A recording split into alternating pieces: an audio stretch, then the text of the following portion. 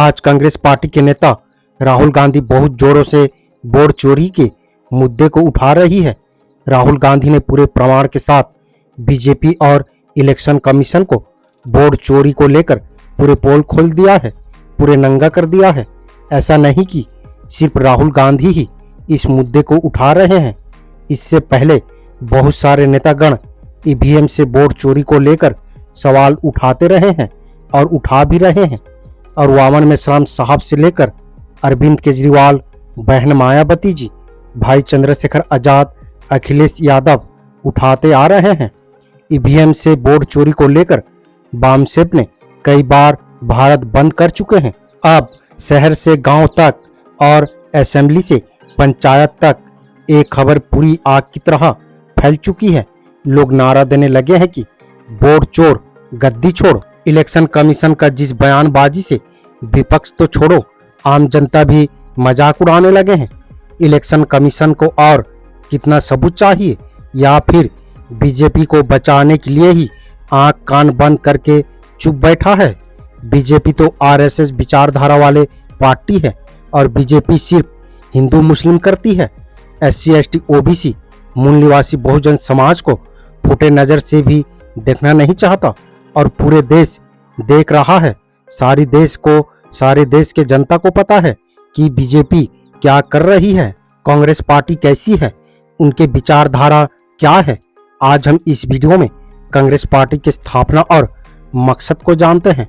Congress party क्यों गठन किया गया था और कब किया गया था और इसे किन लोगों ने गठन किए थे।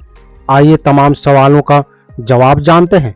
आपसे अपील है कि वीडियो में अंत तक जरूर बने रहें।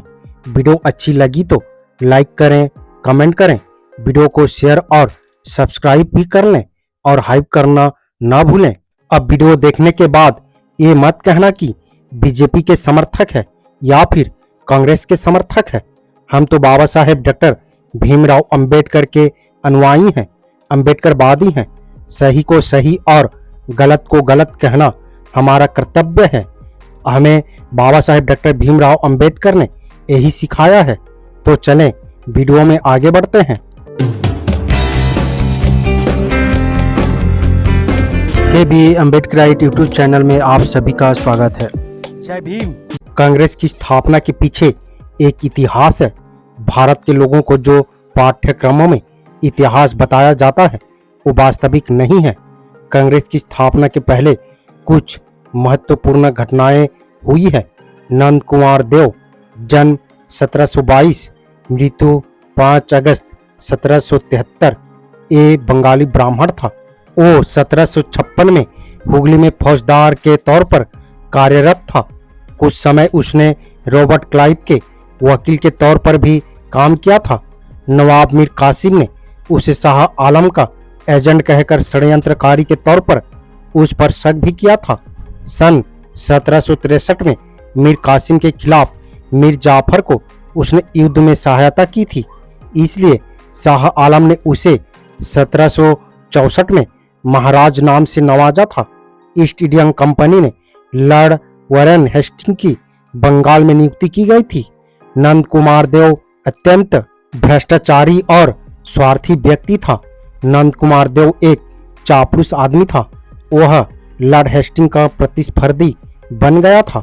सन 1775 को नंद कुमार देव ने वॉरेन हेस्टिंग के खिलाफ गंभीर आरोप लगाए। दोनों की जांच हुई। उल्टा नंद कुमार देव नकली हस्ताक्षर के मामले में दोषी पाया गया। 6 मार्च 1775 को नंद कुमार देव पर केस दर्ज हुआ और जून से 16 जून 1775 के दरमियान उस केस की सुनवाई चली। आखिरकार 5 अगस्त 1775 को सुनवाई करते हुए नंद कुमार देव यह अपना एक झूठा नाम भी रखता था। हेस्टिंग के दुश्मनों से मिलकर नंद कुमार देव ने कई षड्यंत्र किए। नंद कुमार देव बहुत ही षड्यंत्रकारी व्यक्ति था। हेस्टिंग ने नंद कुमार देव को काउंसिल के सामने मानवता का हत्यारा इस शब्दों से वर्णन किया था। नंद कुमार देव को 5 अगस्त 1775 के दिन दोषी मानकर फांसी की सजा सुनाई। जिस दिन नंद कुमार देव को फांसी पर लटकाया गया था उस दिन उसकी उम्र 70 साल की थी। उस समय के मुख्य न्यायाधीश हेनरी नेवरिच ने इस मामले पर अपनी राय बताई कि नंद कुमार को दी गई फांसी की सजा अर्थात यह कानून के तहत हत्या की सजा है। The death sentence to Nand Kumar was a murder with the consent of law. कुछ अंग्रेज अफसरों ने इस मामले पर अपनी राय बताते हुए कहा था कि इससे ब्राह्मणों में असंतोष पैदा होगा। दोषी करार देने के 50 दिन बाद इसलिए नंद कुमार देव को फांसी दी गई। नंद कुमार देव के समर्थन में ब्राह्मण वर्ग सैकड़ों पर इकट्ठा होने लगे थे। 8 जून से 16 जून तक 8 दिन नंद कुमार देव पर कानूनी कार्रवाई होती रही। कोर्ट के सामने हजारों की तादाद में ब्राह्मण वर्ग इकट्ठा होते थे, इसलिए इसके फांसी का फैसला सवेरे 4 बजे सुनाया गया था। फांसी पर जाने के पहले नंद कुमार देव को पूछा गया कि आपकी अंतिम इच्छा क्या है। तब उसने कहा कि ब्राह्मणी धर्म ग्रंथ पढ़ने के लिए उपलब्ध करा दीजिए। वो मनुस्मृति का बहुत चाहता था। वह अंग्रेज को बार बार याद दिला रहा था कि ब्राह्मण की हत्या करना पाप है, ऐसा हमारे धर्म ग्रंथ में लिखा है। आखिरकार नंद कुमार देव को सूली पर चढ़ाया गया। ब्राह्मण इससे नाराज हो गई। 2500 साल के इतिहास में ब्राह्मण को फांसी पर चढ़ा देना यह ब्राह्मणों के लिए आग बन गई। अंग्रेज के खिलाफ ब्राह्मण जत्थाबंद होने लगे। ये आग अन्य राज्य में भी भड़क उठी थी। बंगाल के ब्राह्मण की हत्या से पूना के पेशवा ब्राह्मण भी नाराज थे।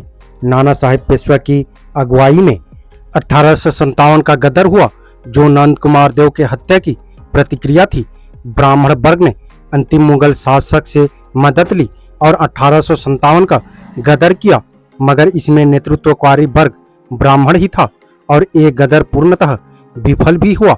1857 के गदर के निर्माता कौन है, ये जांच शुरू की गई तो तथ्य सामने आ गए। तंजावर कलेक्टर ने सन 1879 में एक पत्र में लिखा है कि अंग्रेज की अत्यधिक शत्रुता की भावना रखने वाला ब्राह्मण के अलावा दूसरा कोई वर्ग ही नहीं था। आजादी का नेतृत्व ब्राह्मण वर्ग ही कर रहा था। इससे ब्रिटिश की राय पक्की हो गई। 1857 के गदर के बाद अंग्रेज ने 2 बड़े काम किए। एक तो आईपीसी इंडियन पिनल कोड का निर्माण किया और दूसरा रानी का जाहिरनामा। 1857 के गदर के विफल होने से महाराष्ट्र और बंगाल के ब्राह्मण बहुत ही परेशान हुए। अंग्रेज लोगों के समर्थन में सन 1863 में गोविंद नारायण माड़गांवकर ने मुंबई बन्ना नामक ग्रंथ भी लिखा है और उसमें अंग्रेजों की स्तुति गान किया गया है। मुंबई में 2 ब्राह्मण को जो 1857 के गदर के समर्थक हैं ऐसा पता चला तो उन्होंने तोप से बांधकर सबके सामने मारा गया। तब ब्राह्मणों ने अंग्रेज यानी माए बाप अंग्रेज को भारत पर राज करने के लिए ही भेजा गया है, इस तरह के ज्ञान ब्राह्मण देने लगे। जब 1857 का युद्ध चल रहा था तब मुंबई इलाके में अंग्रेजों के दहशत के कारण ब्राह्मण दिन में 3 बार मंदिर में जाते थे और जोर से कहते कि हे ईश्वर, अंग्रेज को जितवा देना। 1857 में ब्राह्मण ही थे। दूसरा मामला ये था कि अंग्रेज ने 1857 के गदर में पेशवा ब्राह्मण नाना साहेब पेशवा की मुख्य भूमिका को देखा। अंग्रेज ने अपने अलग अलग रिपोर्ट बनाए और लंदन हेडक्वार्टर को भेजे। पूरे परिस्थिति का जायजा लेकर ही रानी का जाहिरनामा घोषित किया गया। उसमें भारत में प्राचीन रूढ़ी और परंपरा रीति रिवाज चल रहे हैं, उस पर ध्यान दिया जाएगा। उसमें दखल अंदाजी नहीं की जाएगी, यह उसमें जाहिर कर दिया गया। इससे ब्राह्मण बहुत ही खुश हुए। तो फिर क्या, अंग्रेज यानी ब्रह्मदेव ने भारत पर राज करने के लिए ही भेजे गए हैं, यह उत्कट भावना ब्राह्मण जताने लगे।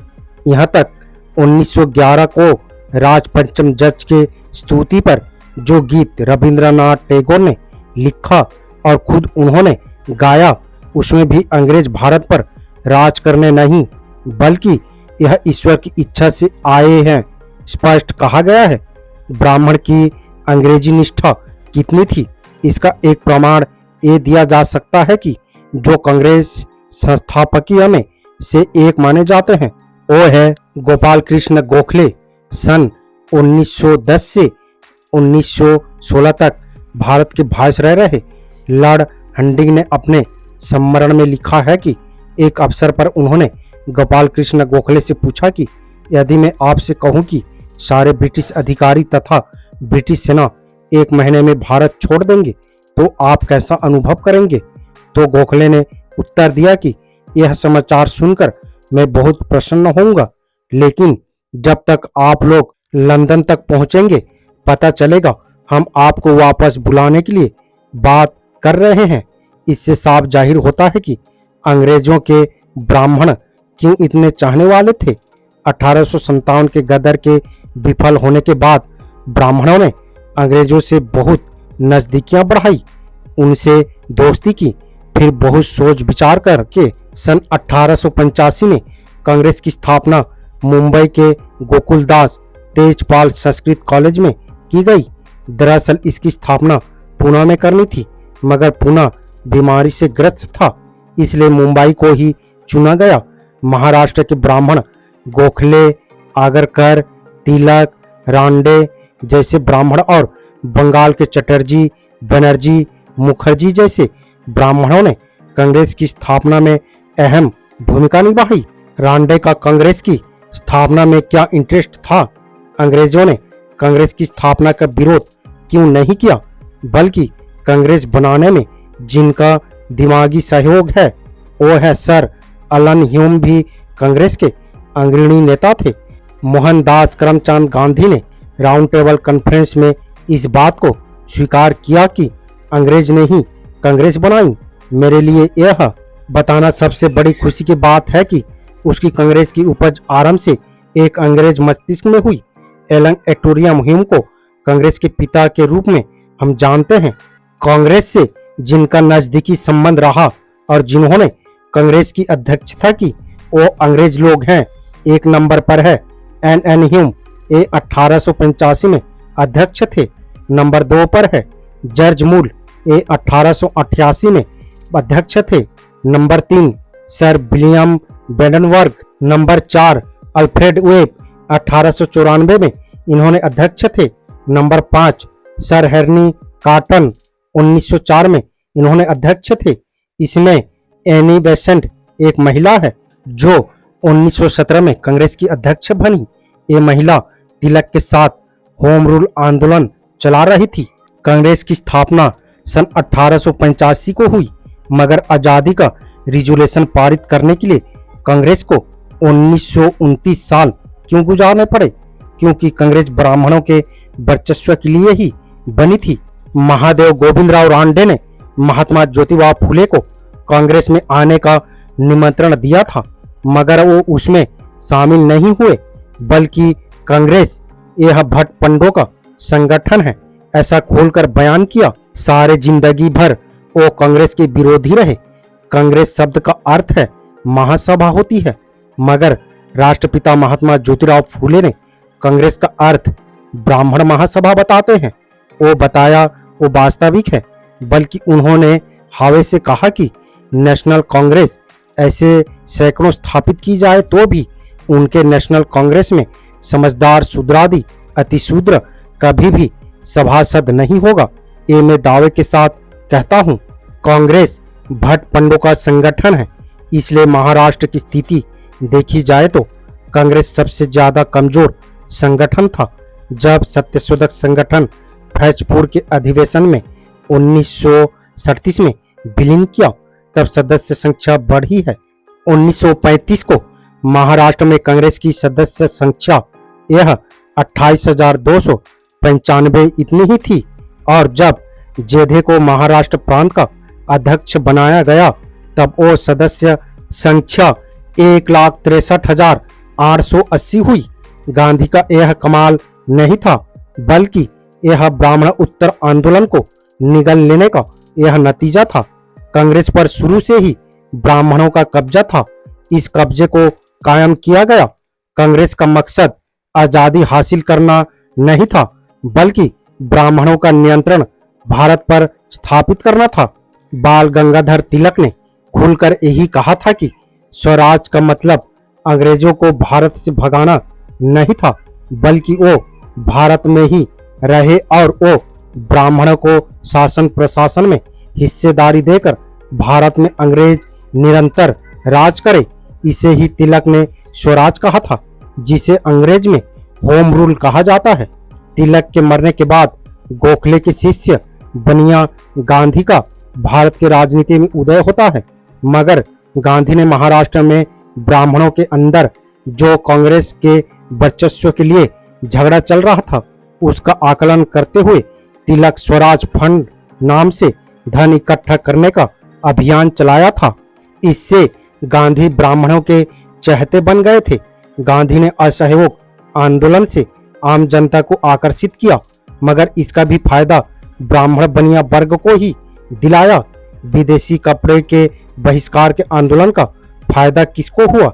एक नया पूंजीपति वर्ग बनिया वर्ग का उदय गांधी के माध्यम से किया गया। देसी कपड़े के नाम पर बनिया लोगों को फायदा दिलाया। विदेशी शिक्षा के बहिष्कार के आंदोलन का फायदा ब्राह्मण वर्ग को हुआ। गांधी ने मालवीय को आगे करके बनारस हिंदू विश्वविद्यालय की स्थापना की। देसी शिक्षा के नाम पर गांधी ने वर्णाश्रम जाति व्यवस्था को मजबूत किया, इसलिए ब्राह्मण वर्ग बनिया गांधी नेतृत्व को मानता था। गांधी ने योजना बनाकर भारत की भोली भाली जनता को भावनात्मक बनाकर ब्राह्मणवाद को मजबूत करने को काम किया। गांधी वर्ण व्यवस्था को इतना मानते थे कि एक मुलाकात में इसे वैज्ञानिक खोज कहा। अगर वर्ण व्यवस्था नहीं होती तो मैं मर जाता, ये भी कहा। अब पिछड़े वर्ग का इस्तेमाल महात्मा गांधी और ब्राह्मणवादियों ने कैसे किया उसे भी जानते हैं। गांधी जी ने ब्राह्मण बनिया वर्ग का देश पर नियंत्रण करने के लिए पिछड़े वर्ग का तथा कायस्थों का इस्तेमाल किया। फौजपुर अधिवेशन 1937 को हुआ। उस अधिवेशन में सत्यशोधक समाज गठन केशवराव जोधे के माध्यम से कांग्रेस में शामिल किया गया। विठल राम जी सिंधे ने मराठा नेताओं को फुसलाने का काम किया। कांग्रेस का विरोध यानी आजादी का विरोध, ये बातें बताकर जिधे जवलकर को कांग्रेस में खींचा गया। साथ ही जवलकर और भास्कर राव जाधव में झगड़े भी लगाए गए। राष्ट्रपिता ज्योतिराव फूले जी के सिद्धांत को तोड़ मरोड़ कर ब्राह्मणोत्तर आंदोलन को कांग्रेस में घसीटा गया। ये संदर्भ इसलिए है कि क्या कांग्रेस वास्तव में आजादी का आंदोलन चला रही थी। द्वितीय राउंड टेबल कॉन्फ्रेंस से गांधी को ये बात का एहसास हो गया था कि जिस समाज को हमने हजारों वर्षों से दबा के रखा हुआ है, उन अछूतों में से एक नौजवान डॉक्टर बाबा साहेब अम्बेडकर पूरी व्यवस्था के लिए चुनौती बन गई है। गांधी को बाबा साहेब के उनके बौद्धिक ज्ञान और नेतृत्व का परिचय भी लंदन में ही हो गया था। एरवाड़ा अनशन के बाद गांधी ने डॉक्टर बाबा साहेब अम्बेडकर के नेतृत्व पूरे देश में न फैले, इसके लिए एक व्यूह रचना बनाई कि हरिजन सेवक संघ का बनाया जाए ताकि सारे अछूत कांग्रेस को माने, डॉक्टर भीमराव अंबेडकर को नहीं। हरिजन सेवक संघ के लिए गांधी ने डॉक्टर बाबा साहेब अम्बेडकर का वक्तव्य मांग जैसे वो हरिजन पत्र में छपाकर उनकी भर्त्सना करना चाहते थे। डॉक्टर बाबा साहेब अम्बेडकर ने 3 लाइन का वक्तव्य भेजा, मानो एटम बम जैसा हो। अछूत लोग जाति प्रथा की उपज है। जब तक जातियां हैं तब तक अछूत भी रहेंगे।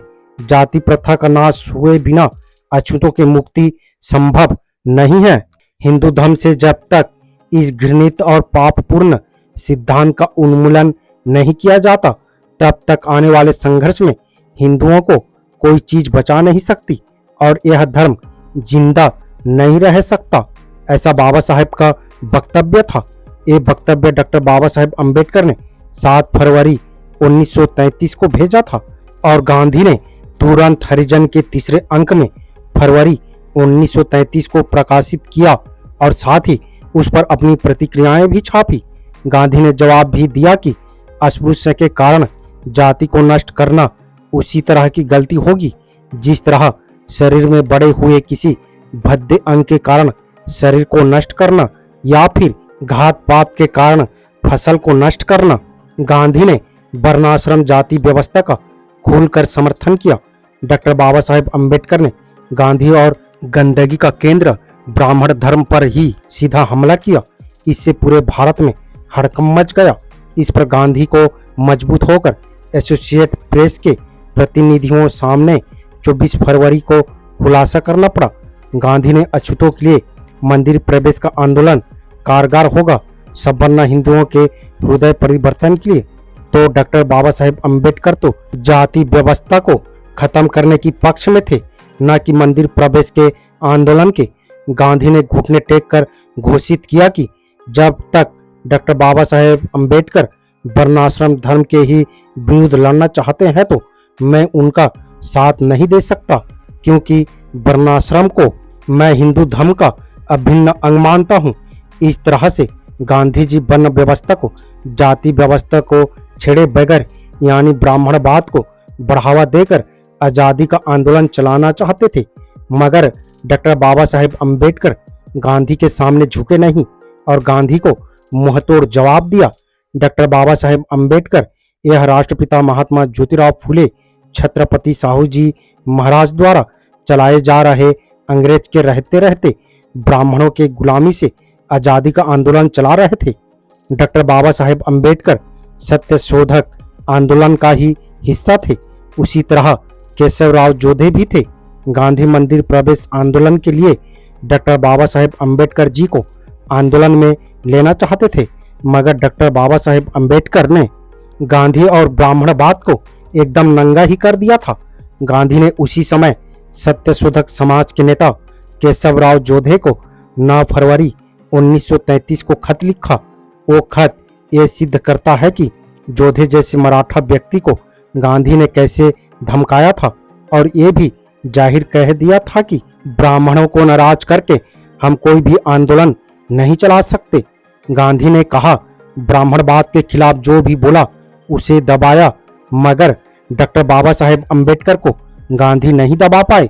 जोधे द्वारा गांधी के सामने सरेंडर होना ये सत्य शोधक आंदोलन की ही तबाही नहीं बल्कि मराठा लोगों का ब्राह्मणीकरण करने को मान्यता देना और ब्राह्मणों द्वारा मराठाओं का ब्राह्मणवाद मजबूत करने के लिए इस्तेमाल करने को मान्यता देने जैसा था।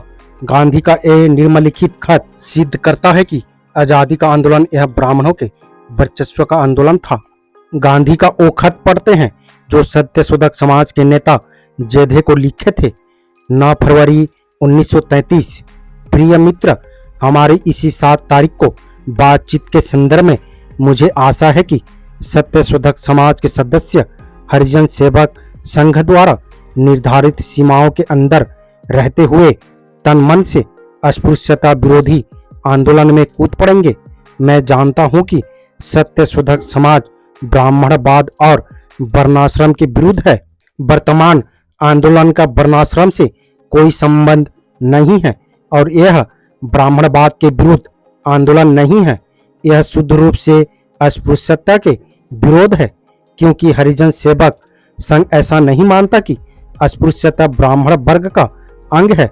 हमें यहाँ ब्राह्मणवाद को और उन ब्राह्मणों को नहीं मिलाना चाहिए जो अस्पृश्यता के कट्टर समर्थक है।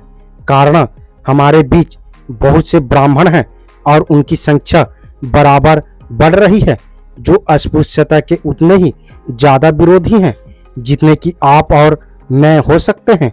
हृदय से आपका बापू जोधे को गांधी ने सीधा सीधा कह दिया कि ब्राह्मणों का तुम सत्य शोधक लोग विरोध करते हो। इन अछूतों के लिए जो मंदिर प्रवेश का आंदोलन चलाया जाएगा उसमें तुम जैसे शूद्रों को वर्ण व्यवस्था मजबूत करने के काम पर लगना चाहिए।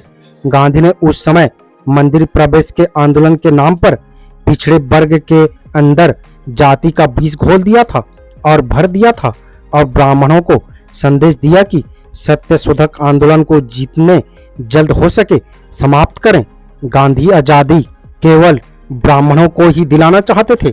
गांधी वर्ण व्यवस्था और जाति व्यवस्था के इतने कट्टर समर्थक थे कि पेरियार रामास्वामी को भी जोधे की तरह मीठी बातों में लपेट लेना चाहते थे, मगर पेरियार रामास्वामी ने गांधी के मोह पर कह दिया कि वो वर्ण व्यवस्था उच्च नीचता वाला वैदिक धर्म ही खत्म होना चाहिए, मगर गांधी जी ने नहीं माने तो उन्हें कांग्रेस को लात मारी और वो कांग्रेस के खिलाफ जिंदगी भर रहे। सुभाष चंद्र बोस के साथ किस तरह से गांधी और नेहरू छल किया, इस पर हम आगे के वीडियो में बताएंगे, लेकिन आज यहाँ इस वीडियो के माध्यम से ये बताना चाहते हैं कि कांग्रेस केवल ब्राह्मण के वर्चस्व के लिए बनाया गया संगठन था। आधुनिक भारत में ब्राह्मणवाद का जितना कांग्रेस ने मजबूत किया, उतना किसी ने नहीं किया होगा। कांग्रेस का असली रूप, असली चेहरा हम आगे के वीडियो में बताएंगे। कांग्रेस ने आजादी के 60-70 साल में भी जितना जातिवाद और ब्राह्मणवाद नहीं फैलाया, उतना बीजेपी ने 10 या 12 साल में उससे ज्यादा 2 गुना जातिवाद और अंधविश्वास और ब्राह्मणवाद को फैलाने में मदद कर रही है। वीडियो आपको कैसे लगी, अपने राय कमेंट बॉक्स में जरूर दें। वीडियो अगर पसंद आए तो लाइक करना और हाइप करना ना भूलें। उम्मीद करता हूँ वीडियो को समझ गए होंगे। अगर समझ गए हैं तो अपने परिवारजनों को, दोस्तों को, मूल निवासी, SC, ST, OBC, Bahujan Samaj को शेयर जरूर करें ताकि उन्हें भी पता चल सके, जानकारी हो सके। मेरा आप सभी बहुजन समाज, मूल निवासी अम्बेडकरवादियों से अपील है, हम अपने समाज को जागरूक करने के लिए बहुत मेहनत करते हैं और अम्बेडकर विचारधारा वाले वीडियो को लाते रहते हैं। आपकी एक सब्सक्राइब हमारे हौसले को बुलंद कर हमें दोगुनी हौसला प्रदान करता है, मजबूत करता है। इसलिए आप सभी से गुजारिश है कि हमारे चैनल को सब्सक्राइब करके हमें सपोर्ट जरूर करें ताकि हम अगले नए वीडियो डालें तो आप तक नोटिफिकेशन जा सके और कुछ महत्वपूर्ण जानकारी मिल सके। धन्यवाद। जय भीम, जय संविधान, जय मूल निवासी।